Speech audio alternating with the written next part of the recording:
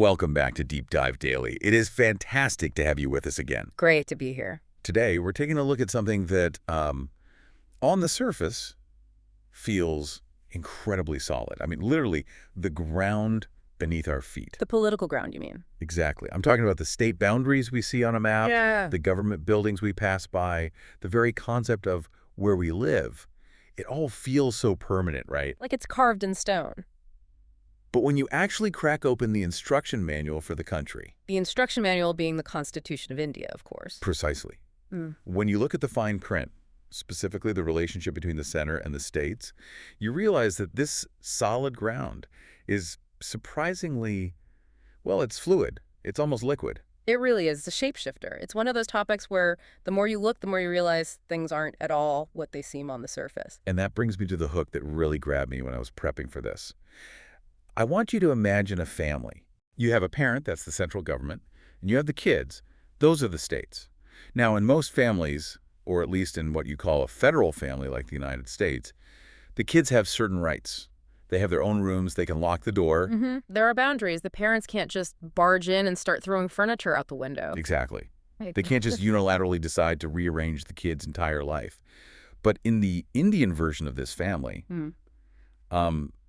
the parent doesn't just hold the deed to the house. Oh, it's much more than that. The parent has the legal constitutional power to, and I'm not exaggerating, fire the kids, change their names, or literally move the walls of their bedrooms while they're sleeping without even really asking for permission. That is a terrifyingly accurate analogy. It sounds almost authoritarian when you put it that way, but strictly speaking, in terms of constitutional law, you are not wrong. So that is the paradox we are unpacking today. We are doing a deep dive into the federal system of India. A huge topic. A huge topic. And we're basing this entirely on Chapter 13 of Indian Polity, which is, for all intents and purposes, the Bible for understanding the nuts and bolts of how the Indian government functions. It's a dense text, but it is absolutely essential. We're going to be looking at the acts, the articles, and, crucially, the Supreme Court cases that define this entire relationship. Our mission today is to try and figure this out. Is India actually a federation, or is it something else entirely, a unitary state wearing a federal costume? Because apparently the words you use here matter a lot. They matter immensely, and to really get why India is set up the way it is, we have to zoom out first. We have to look at the global context. We need to understand the basic operating systems of nations. I like that, operating systems. So we look at the globe. There are basically two ways to run a country. You have the unitary OS and the federal OS. Let's break down the unitary OS first.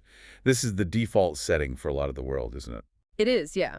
Think of Britain, France, Japan, China. They all run on a unitary system. The core logic here is remarkably simple. All power flows from the center. It's a top-down structure. Completely. If there are regional governments like counties in the UK or prefectures in Japan, they only exist because the center decides to let them exist. They derive their power from the national government. So the center is the sun, and the provinces are just planets reflecting its light. If the sun goes out, the planets freeze. Or, more accurately, if the sun decides to recall the light, it can. The Parliament in London is supreme.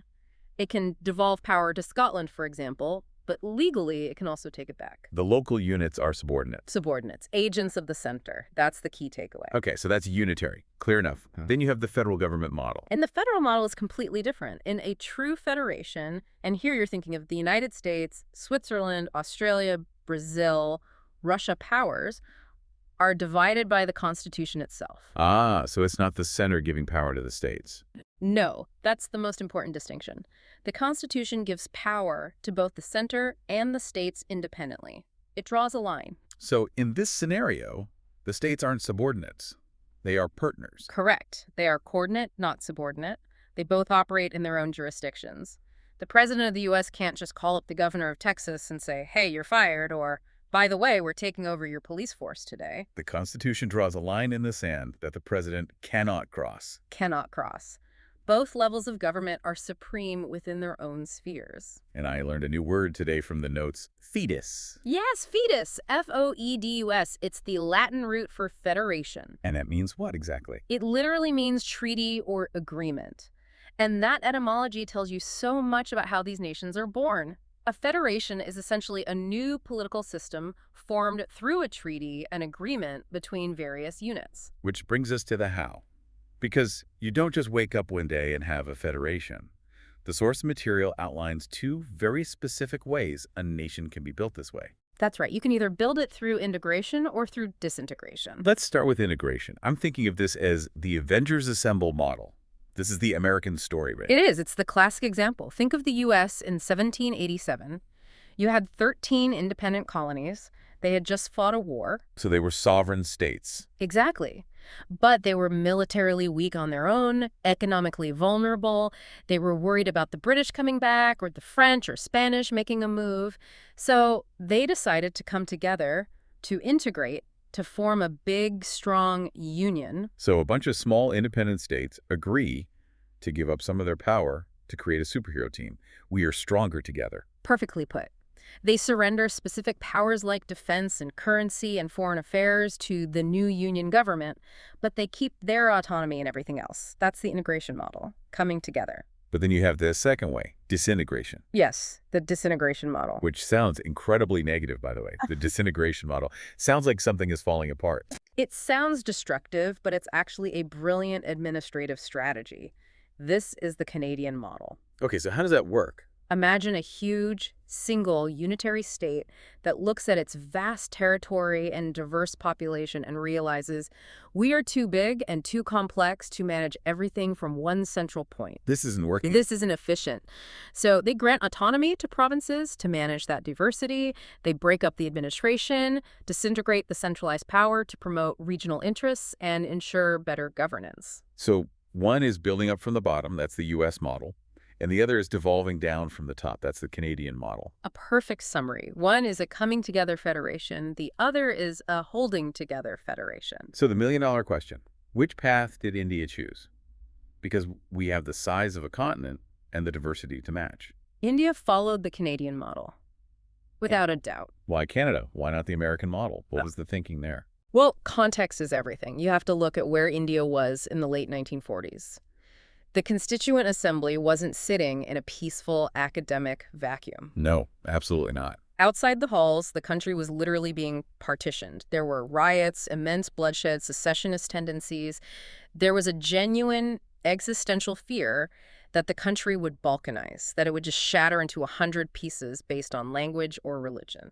So the American model, where states are super powerful and the center is deliberately limited, that felt dangerous to them. It felt suicidal. The framers, especially figures like Dr. B.R. Ambedkar, felt they needed a very, very strong center to hold this chaotic, diverse mix together. So they needed a holding together federation. Precisely. They needed to reconcile national unity with regional autonomy. You can't run Tamil Nadu and Punjab the exact same way from Delhi, but you also absolutely cannot let them drift away. They needed the stability and the strong central bias of the Canadian approach. This leads us directly to one of the most fascinating Easter eggs in the Constitution. A real wait what moment.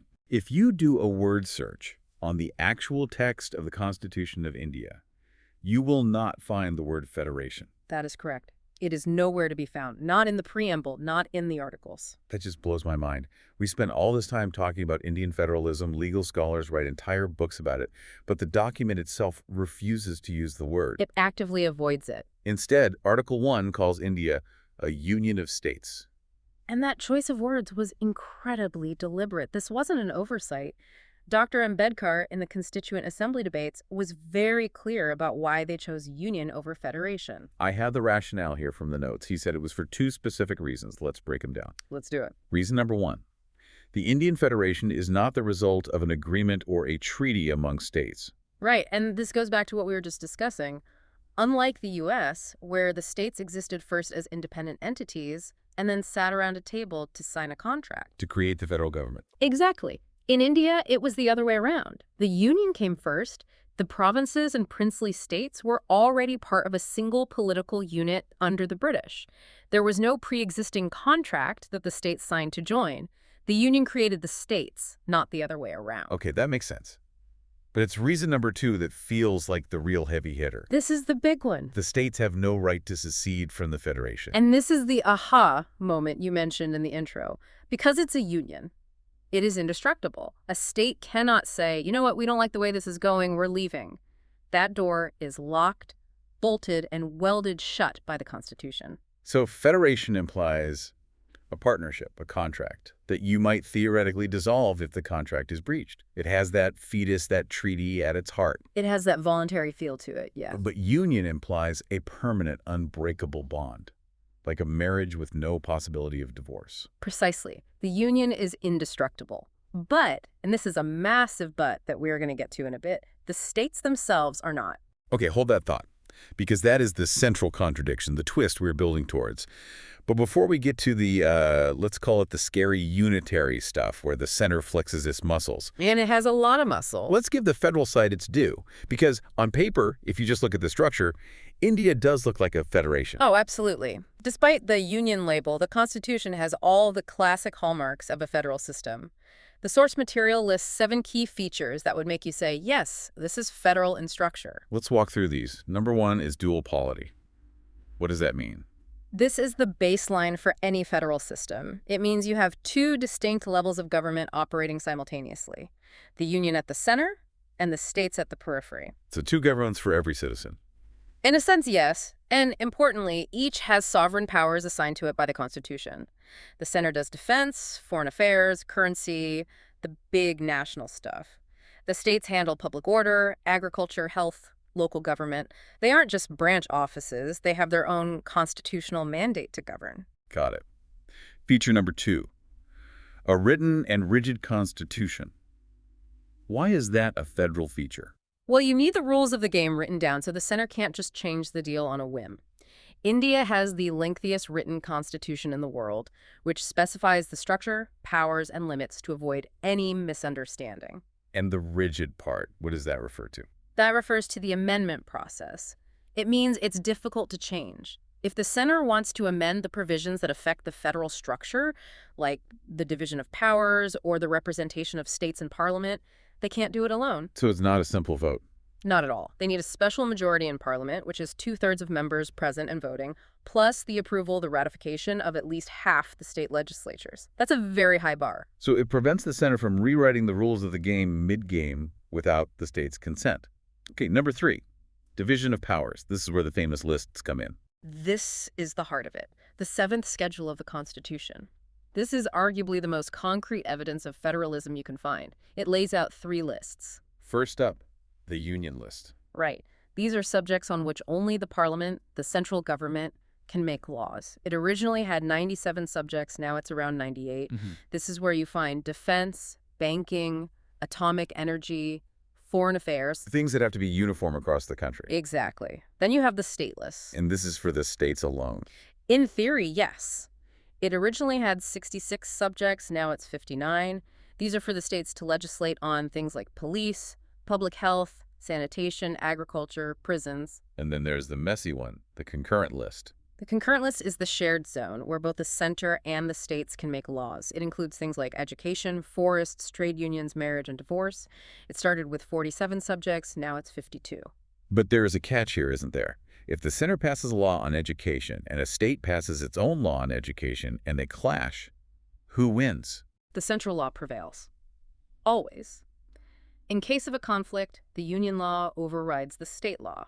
And what about something that's not on any list? Some new technology, for instance. Those are called residuary subjects. And in India, unlike in the US where they go to the states, all residuary powers automatically go to the center. Okay, so slight tilt to the center there, but still a clear division. Number 4 is supremacy of the Constitution. This just means the Constitution is the highest law of the land. The Prime Minister isn't supreme, the Parliament isn't supreme, the Constitution is. Any law passed by either the center or a state must conform to it. And if it doesn't? Then the courts can strike it down. That's the principle of judicial review. Which leads perfectly to number 5, independent judiciary. You need a referee.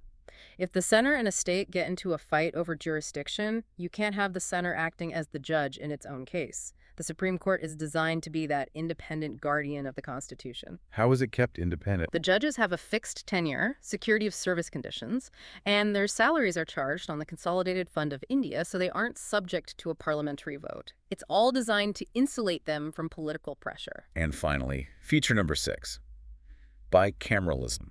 Bicameralism simply means having two houses of parliament. You have the Lok Sabha, the House of the People, which represents the people directly based on population. The lower house. Right. But then you have the Rajya Sabha, the Council of States, the upper house. And its job is? Well, its job, theoretically, is to represent the interests of the states and act as a check, to maintain that federal balance against any hasty legislation from the more powerful Lok Sabha. So if you just stop right there and look at this list, dual polity, written constitution, division of powers, Supreme Court as a referee, you'd say, case closed. It's a federation. You absolutely would. It ticks all the boxes on paper. But, and this is where it gets really, really interesting, and this is the part that genuinely surprised me when I was reading Chapter 13. The Indian Constitution is absolutely loaded with what the source calls unitary or non-federal features. Loaded is the right word. The source material lists about 14 of them, to be exact. And these aren't minor footnotes. These are powerful structural features that tilt the balance of power heavily, and I mean heavily toward the center. Let's start with the one we teased earlier, the concept that just gets me every time. Destructible states in an indestructible union. This is perhaps the most striking and unambiguous unitary feature. It's the starkest difference from the American model. In the U.S., the mantra is an indestructible union of indestructible states, meaning the U.S. Congress cannot just decide to carve up California into two states or merge North and South Dakota without their consent. It is constitutionally impossible. The state's territorial integrity is guaranteed. But in India... In India, the phrase is an indestructible union of destructible states. Parliament can, acting on its own, change the area, the boundaries, or even the name of any state. It can create new states, or it can abolish existing ones. And they don't need a constitutional amendment or that special supermajority for this. No. Yeah. That is the kicker. They can do it with a simple majority. The same kind of majority you need to pass a regular budget. Wow. Just think about that. The very entity that defines your regional identity, your state, can be fundamentally altered by a 50% plus one vote in Delhi. Yeah. The states have absolutely no right to territorial integrity. That is wild. It implies the states exist because the center allows them to exist in that particular shape and form. Legally speaking, yes. The map of India has been redrawn drastically since 1950, precisely because this power exists. Let's look at another inequality. Representation in the legislature. Right. In the U.S. Senate, it doesn't matter if you are Wyoming with 500,000 people or California with 40 million. You get 2 senators, period. It's based on the principle of the equality of states. And in India's Rajya Sabha, the Council of States. It's based on population. So a huge state like Uttar Pradesh gets 31 seats. A small state like Nagaland or Mizoram gets just 1. So the voice of the states is not equal at all. The larger states have far more clout. Then there is the issue of citizenship. A single, uniform citizenship for the whole country. In a classic federation like the U.S. or Switzerland, you often have dual citizenship. You're a citizen of the U.S. and a citizen of Texas, for example. And you have specific rights attached to both. Correct. In India, there is only Indian citizenship, no separate state citizenship. A citizen in Kerala has the exact same rights as a citizen in Kashmir or Arunachal Pradesh. Which sounds great for promoting national unity, but from a purely structural point of view, it's definitely a unitary feature. Without doubt. Now let's talk about the people actually running the show. The bureaucracy. Tell me about the All India services. The IAS, the IPS, the IFS, the Indian Administrative Service, Police Service, and Forest Service. This is a fascinating and very powerful legacy structure. These top-level officers, the district magistrates, the superintendents of police, the people running the state administration on the ground. The steel frame. The steel frame, exactly. They are recruited and trained by the center, by the Union Public Service Commission. But where do they work? They work in the states. They are assigned to state cadres. Exactly. They run the state administration. But the ultimate control over them, major disciplinary action dismissal, lies with the center.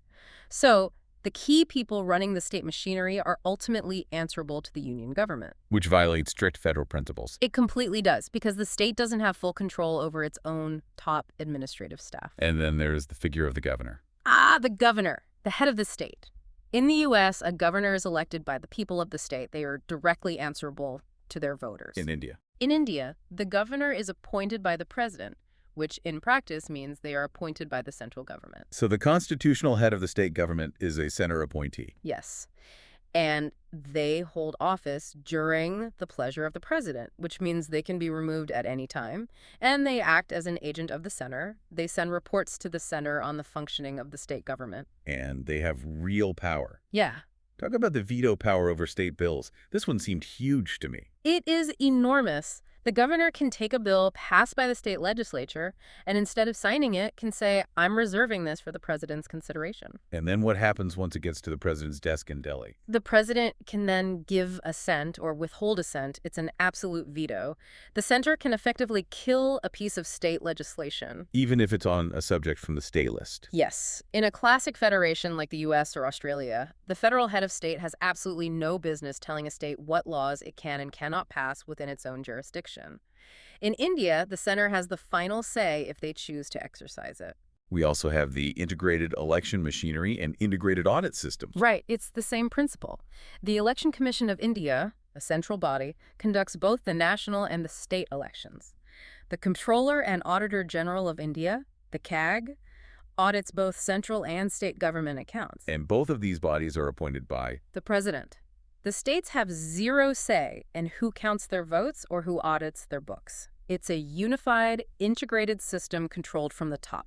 It really does seem like the center is holding all the aces. And we haven't even talked about legislative dominance yet. You mean Parliament's authority to legislate on the state list? Yes. You said earlier there is a state list that the center can't touch, but the notes say they can, under certain circumstances. They absolutely can. This is a major one.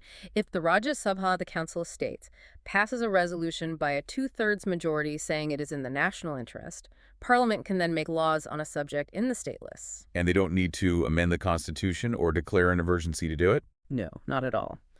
A simple resolution in the Rajya Sabha is enough to temporarily transfer that power. So the division of powers is flexible. Flexible is a very polite word for it. It's permeable. The line drawn by the seventh schedule can be erased by the center when it deems it necessary. Speaking of permeable, let's talk about the ultimate shape-shifting ability of the Indian Constitution, emergency provisions. This is arguably the most unique feature of the Indian system, something you just don't find in other federations. The Constitution provides for three types of emergencies: a national emergency, a state emergency, better known as President's Rule, and a financial emergency. What happens to the federal system when an emergency is declared? Does it just get suspended? It does more than that. The whole system transforms. Without any formal constitutional amendment, the federal structure converts into a fully unitary one. So it's like a switch is flipped. Exactly. The center becomes all-powerful. Parliament can make laws on any subject in the state list. The union can give executive directions to any state on any matter. The states go into total control of the center. So in normal times, we are federal. In emergency times, we are unitary. That's the design. It's designed to shape-shift based on the situation. The framers believed that in a crisis, you cannot afford the delays and bickering of federalism. You need a single, decisive chain of command. This brings us to the verdict, the big debate. With all these unitary features, the governor, the veto, the all India services, the destructible states, the emergency powers, is India actually a federation, or are we just pretending? That is the debate that has raged for over 70 years among constitutional scholars and political scientists. And the source material quotes some of the heavy hitters on this. One of the most famous critics, K.C. Ware, was pretty blunt about it. He was. He's the one who coined the term that has stuck ever since. He called India quasi-federal. Quasi-federal, so kind of federal, but not really. His exact words were that India is a unitary state with subsidiary federal features rather than a federal state with subsidiary unitary features. He saw the unitary core as the dominant reality. Ouch. So basically you are a unitary state playing dress-up. A bit harsh, but you see his point. Another critic mentioned is K. Santhanam. He argued that over time, two specific things had increased centralization and killed the federal spirit. Well, right. First, the financial dependence of the states on the center. The center holds most of the purse strings, so states are always looking to Delhi for grants. And second, the powerful role of the now-defunct Planning Commission, which used to control development centrally. But not everyone agrees with that cynical take, right? There are defenders of the system. Oh, absolutely. Granville Austin, a very famous scholar of the Indian Constitution, came up with a much more positive term. He called it Cooperative federalism. Cooperative federalism, what does that mean? He argued that, yes, the center is strong, but the states aren't just weak administrative agencies. Hmm. They have their own constitutional powers, and the system is designed to force them to cooperate and work together for the national good. It's not about subordination, it's about partnership. And Morris-Jones had another term, bargaining federalism. Which I think is a great practical description of how it actually works. It's a constant negotiation. The states bargain with the center for funds, for projects, for political power. There are other descriptions too, aren't there? Federation with a strong centralizing tendency. That was Ivor Jennings. And Alexandrovich just said it's sui generis, a class of its own. Unique. But what did the man himself say, Dr. Ambedkar? When people in the Constituent Assembly accused him of creating a centralized monster, how did he defend this unique structure? He was very clear, and his defense is crucial. He denied that the states were just glorified municipalities. He said, and I'm paraphrasing here, the basic principle of federalism is that the legislative and executive authority is partitioned between the center and the states by the Constitution. Partitioned by the Constitution, not by the center. That's the key. Exactly. He argued that just because the center has more power on its side of the partition, it doesn't mean the states don't have independent power on their side. Both derive their authority directly from the Constitution, not from each other. So it's not a hierarchy. It's not. And he said the Constitution avoids the tight mold of federalism of America precisely so it can remain flexible. He argued it can be both unitary and federal based on the requirements of the time and circumstances. So it's a feature, not a bug. The shape-shifting is intentional. Precisely. It's designed to be sui generis, unique in character, tailor-made for India's unique challenges. Now, obviously, politicians being politicians, the strong center has tried to abuse this power over the years. But the courts have stepped in. We absolutely have to talk about the S.R. Balmai case of 1994. This is the landmark judgment. It fundamentally changed the dynamic. Before the Balmai case, the central government used to dismiss state governments pretty casually, using Article 356, President's Rule. It was used over 100 times. And what did the Supreme Court say in that case? The court, in a historic ruling, declared that federalism is a basic feature of the Constitution. And basic feature is legal code for you cannot touch this. It's part of the fundamental identity of the Constitution. Correct. The court said that even Parliament, with its vast amending powers, cannot destroy the basic features. The court affirmed that while the center is strong, states have an independent constitutional existence. They are not satellites or agents of the center. So we put a check on the center's power. A major check. The judgment laid down strict guidelines for imposing President's Rule, making it subject to judicial review. And, crucially, it said that the exceptions in the Constitution, like emergencies, do not destroy the general rule, which is federalism. So the judiciary acted as that independent guardian, that referee we talked about earlier. Absolutely. It drew a line in the sand and stopped the slide towards a completely unitary state. And looking at the modern context, the source material mentions that even with this strong center, the federal spirit is very much alive and kicking. It is. You see it everywhere. You see it in the constant disputes between states. Well, territory, for one. You have Maharashtra and Karnataka fighting over the Belgaum region, and water is a huge one. Karnataka and Tamil Nadu fighting fiercely over the Kaveri River water. These disputes prove the states have their own distinct identities and interests that they will fight for. Which proves they aren't just administrative units of the center. Not at all. And look the rise of powerful regional parties. In states like Andhra Pradesh, Tamil Nadu, West Bengal, Odisha, you have strong regional parties that often run the state government and assert their autonomy against the center. They bargain, they negotiate, they demand their share. That is bargaining federalism in action. And the creation of new states, too. That's a federal impulse. It is. The creation of states like Mizoram, Jharkhand, Telangana, these were all born out of decades-long movements to fulfill regional aspirations for a distinct identity. Which brings us back to that central paradox, doesn't it? Yeah. The center used its unitary power to redraw boundaries. To satisfy the federal spirit of regional demands. The system works because it is flexible and contradictory. So what does this all mean for us? Why should the listener care about whether we are federal, quasi-federal, or a union? Because this structure affects everything. It affects the police patrolling your street. That's a state subject. It affects the syllabus in your child's school. That's a concurrent subject. It explains why your state might have different laws than the neighbor next door, but why we all carry the same passport and use the same currency. It's the engine room of Indian democracy. It explains the tension you see in the news every single day between chief ministers and the prime minister. It is. It's a union of contradictions, tune-ups, Yeah.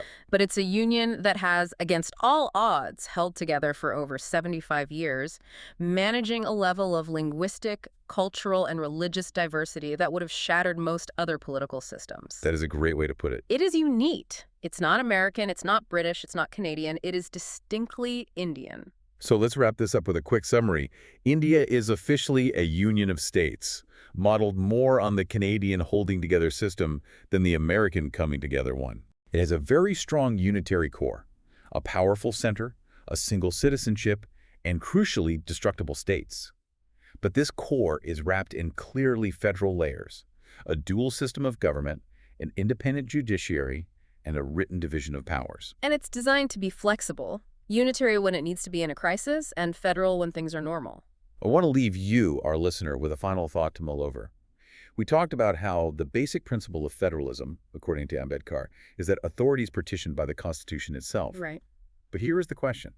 If the center has the power under Article 3 to unilaterally redraw state boundaries and could theoretically split a state into 10 pieces or merge 2 states into one, effectively deleting a state from the map, does that ultimate power fundamentally contradict the very principle of federalism? That is the big unanswered question. Is the indestructible union actually maintained by the very destructibility of its parts? Is the fact that the center can break the states the very reason the nation itself hasn't broken apart? That's a deep and provocative thought. It suggests that this ultimate flexibility, this ultimate power of the center, is the price of national survival. Something to think about next time you cross a state border. Thank you so much for guiding us through this constitutional labyrinth today. My pleasure. It's a fascinating, endlessly debatable structure. And thank you for listening. If you enjoyed this deep dive and you want more like it, please remember to like and subscribe to the channel Deep Dive Daily. It really helps us out. We will see you on the next one.